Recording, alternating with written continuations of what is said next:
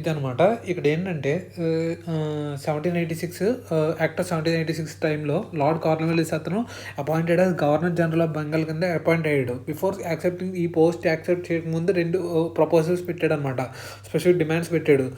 Power to override council అనమాట. Special కేసెస్లో ఇతను ఎగ్జిక్యూటివ్ కౌన్సిల్ యొక్క డిసిషన్స్ అనేది ఓవర్ రైడ్ చేసేలాగా. ఒకవేళ వాళ్ళ కౌన్సిల్ అనేది డిసగ్రీ చేసినా కానీ ఇతను ఫైనల్ డిసిషన్ తీసుకునే అర్హత ఉందన్నమాట.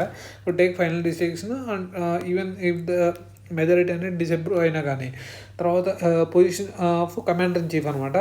అతను సైమల్టేనియస్గా commander in chief position hold చేయడం అనేది అడుగుతున్నాను అనమాట. You should simultaneous hold the post of commander in chief.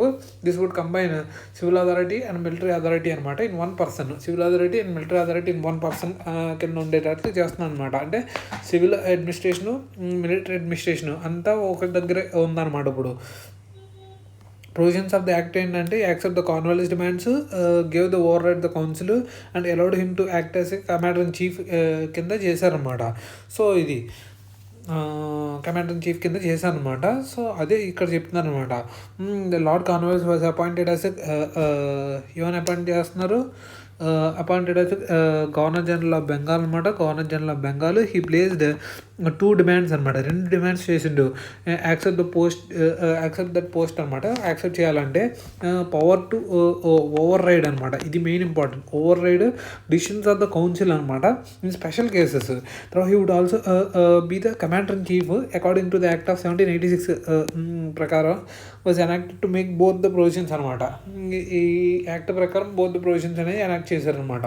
So అది ఇంతేకాకుండా it was introduced British parliament by the prime minister William Pitt అనమాట. అందుకే పిట్స్ ఇండియా యాక్ట్ అంటున్నాడు. ఇంట్రడ్యూస్ చేసింది విలియం పిట్ అనమాట. ప్రైమ్ మినిస్టర్ విలియం పిట్ అదనమాట.